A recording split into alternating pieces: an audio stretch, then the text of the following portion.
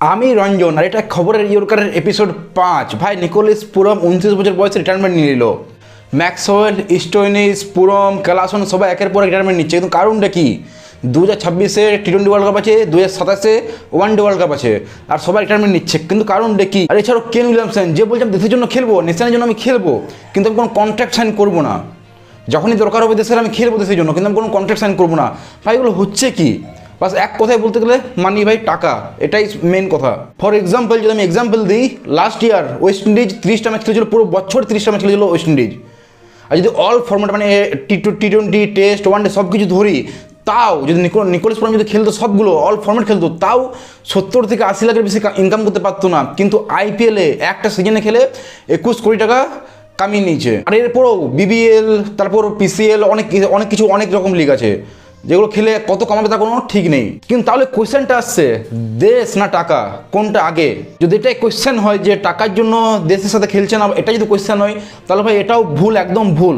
যেখানে নিকোলাস পুরম ও পুরো বছর খেলে 70 থেকে 80 লাখ কামাবে, সেখানে একটা আইপিএল সিজন খেলে ও 3 মাস খেলে ও কামাচ্ছে 21 কোটি টাকা। এরপর আবার অন্য অন্য লিগ আছে। তো ভাই এটা ক্রিকেট বোর্ডকেও দেখতে হবে যে আমাদের প্লেয়ার যেমন না যায়, দেশটাকে আগে দেখে। কেন উইলিয়ামসন ও তো বলছে আমি খেলবো, দেশের জন্য খেলবো, কিন্তু ও তো যাচ্ছে না। আমি লিগ খেলবো, ও লিগ খেলবে, দেশের জন্য খেলবো, কিন্তু কোনো কন্ট্রাক্ট সাইন করছে না। মানে ও চায় যে আমি দেশের জন্য খেলবো, নেশন ফার্স্ট, ওর হিসেবে নেশন ফার্স্ট, কিন্তু ভাই ভবিষ্যৎ দেখতে হবে। যেমন ওয়েস্ট ইন্ডিজের যে টিম দেখাচ্ছে, ওর ভবিষ্যৎ কী? হ্যাঁ, ইংল্যান্ডের ভালো আছে, ইংল্যান্ড যেমন ফিলিপ সল্ট, ও খেললো না, ওয়েস্ট ইন্ডিজ সফরে খেললো না, কিন্তু আইপিএলে ফাইনাল খেলার জন্য ভাই ও জাস্ট বাড়িগুলো আবার রিটার্ন চলে এলো খেলার জন্য। এইভাবে চললে ভাই বেশি দিন টিকবে না। ইন্ডিয়া ভার্সেস ওয়েস্ট ইন্ডিজ যেটা আগে হতো, বা ইন্ডিয়া ভার্সেস যে কোনো টিমের সাথে তুমি দেখে নাও, একটা যে হতো মজাটা আসতো, সে মজাটা এখন আর আসছে না। কারণ কি? সবাই লিগে খেলতে ব্যস্ত, সবাই লিগ খেলছে, টি-20 ফরম্যাটটা বেস্ট চুজ করে নিয়েছে। বোর্ডকে এটা দেখতে হবে যে এতটাও রিউড না যেন বিহেভ করা যায়। কিছুটা দেখতে হবে প্লেয়ারকেও, কিছুটা দেখতে হবে বোর্ডকেও, দুজনকে মিলে মাসে জিনিসটা ঠিক করতে হবে। এইভাবে করলে হবে না, খেলা ছেড়ে দিলাম, এই করে দিলাম, ওর করলে হবে না। এনিওয়ে এখন সোশ্যাল মিডিয়াতে ঝড় উঠেছে যে রোহিত শর্মা ওডিআই ক্যাপ্টেন্সি থেকে বাদ, মানে ওডিআই থেকে খেলবে না, রিটায়ারমেন্ট নেবে রোহিত শর্মাও। এটা একটা ঝড় উঠেছে সোশ্যাল মিডিয়াতে। কিন্তু ব্যাপার হচ্ছে রোহিত শর্মা যখন চ্যাম্পিয়ন্স ট্রফি 2025 জিতেছিল, সেই টাইমে বিসিসিআই ভেবেছিল যে চ্যাম্পিয়ন্স ট্রফি জিতে রোহিত শর্মা ক্যাপ্টেন্সি থেকে বাদ হয়ে যাবে, বা টিম থেকে ওয়ানডে থেকে রিটায়ারমেন্ট নিয়ে নেবে, কিন্তু এখনও নেয়নি।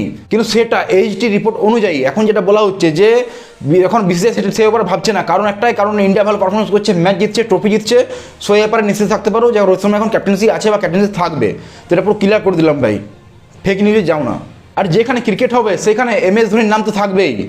ICC hall of ফেমে Dhoni include হয়ে গেছে। এছাড়াও এই বছর অনেক প্লেয়ারের নাম এসেছে হল অফ ফেমে, যেমন Hashim Amla, Matthew Hayden, Smith, Dennis Victory, Sana Mir, Sarah Taylor, এরাও এই বছর আইসিসি হল অফ ফেমে ইন্ডাক্ট হয়েছে। আর এদিকে রিঙ্কু সিং, ইন্ডিয়ার ফেভারিট ফিনিশার, এঙ্গেজ হয়েছে প্রিয়া সরোজের সাথে, যিনি এখন একজন active politician. Best wishes to the কাপল। কিন্তু একটা কথা বলতে হয় ভাই, রিঙ্কু সিং কোনো পলিটিক্যাল কন্ট্রোভার্সি যেমন না পড়ে, ব্যাস। আর এদিকে হ্যারি ব্রুক, ইংল্যান্ডের নতুন ক্যাপ্টেন, যেভাবে টিমকে লিড করছে দেখে ভাই মনে হচ্ছে ব্রুক এরা হ্যাজ বিগ্যান। ভাই প্রথম ওয়েস্ট ইন্ডিজকে ওয়ানডেতে 3-0 ধরালো, তারপর টি-20তেও আবার 3-0 ধরালো, একদম পুরো হোয়াইট ওয়াশ করে দিল, পুরো ডমিনেট করছে ইংল্যান্ড টিমটা এখন। ভাই এটা দেখে তো মনে হচ্ছে যে ইংল্যান্ড টিম 2026 ওয়ার্ল্ড কাপের জন্য পুরোপুরি রেডি আছে। আর তাছাড়াও ওয়ার্ল্ড টেস্ট চ্যাম্পিয়নশিপ শুরু হচ্ছে আজ থেকে, কিন্তু এখন পর্যন্ত কোনো এক্সাইটমেন্ট দেখতে পাচ্ছি না। একটা এক্সাইটেড থাক না, সেটা দেখতে পাচ্ছি না ভাই, জানি না কেন। আমি তো আমার টেস্ট ম্যাচ খুবই ফেভারিট, আমি টেস্ট ম্যাচ আমার খুবই ফেভারিট, কিন্তু এখনও পর্যন্ত সেরকম একটা যে থাকে একটা এক্সাইটমেন্ট লেভেল, সেটা দেখতে পাচ্ছি না। মানে কোনো সাইড থেকে দেখতে পাচ্ছি না, সাউথ আফ্রিকা না অস্ট্রেলিয়া না ইন্ডিয়া, কোনো সাইড থেকে দেখতে পাচ্ছি না। যাই হোক, এই ভিডিওটা দেখো, অ্যাডাম মিলনে বা একটা শর্ট মারছে, যেটা ড্যারি মিচেল ইয়ার কি করে বলছে ভাই এ সুরিয়া। দেখো ভিডিও ভালো করে দেখো।